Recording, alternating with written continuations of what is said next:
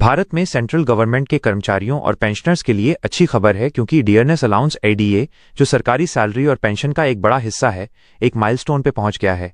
अभी की जानकारी के मुताबिक जनवरी 2026 में डीए बेसिक सैलरी के 50% तक पहुंच गया है, जो एक ऐतिहासिक वैल्यू है जिससे पे स्ट्रक्चर में और सुधार की मांग उठी है।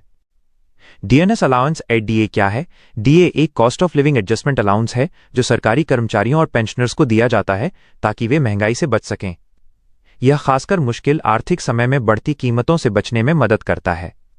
डीए परसेंटेज का साल में 2 बार रिव्यू किया जाता है, जो आमतौर पर कंज्यूमर प्राइस इंडेक्स से जुड़ा होता है और यह बढ़ती कीमतों का एक माप है। 50 का परसेंटेज इसलिए भी जरूरी है क्योंकि यह बेसिक सैलरी का आधा हिस्सा दिखाता है जो नॉर्मल सैलरी में जोड़ा जाता है। जैसे जैसे डीए बढ़ता है, यह न केवल टेक होम पे बढ़ाता है बल्कि बेसिक सैलरी पर आधारित दूसरे अलाउंस और बेनिफिट्स भी बढ़ाता है। 50% लेवल क्यों जरूरी है?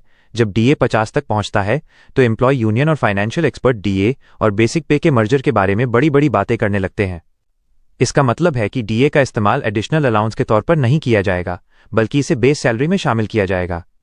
इस मर्जर से सभी की सैलरी और पेंशन हमेशा के लिए बढ़ने की संभावना होगी, जिससे एम्प्लॉय और रिटायर्ड लोग फाइनेंशियली स्टेबल हो जाएंगे। एम्प्लॉय यूनियन क्या मांग करते हैं? डीए के माइलस्टोन को देखते हुए एम्प्लॉय यूनियन और एसोसिएशन ने कई मांगें उठाई हैं। सबसे उम्मीद जगाने वाली मांग डीए को बेस सैलरी का हिस्सा बनाना है। उन्हें लगता है कि इससे एम्प्लॉय को महंगाई के आधार पर समय समय पर होने वाली सैलरी बढ़ोतरी के बजाय लगातार सैलरी में बढ़ोतरी मिलेगी। कुछ ग्रुप ऐसे भी हैं जो पुरानी पेंशन स्कीम पर वापस जाने और उस एरियर को लेने के लिए लॉबिंग कर रहे हैं, जो महामारी जैसे खास हालात में डीए बढ़ोतरी की दर को टालने के बाद जमा हुआ था।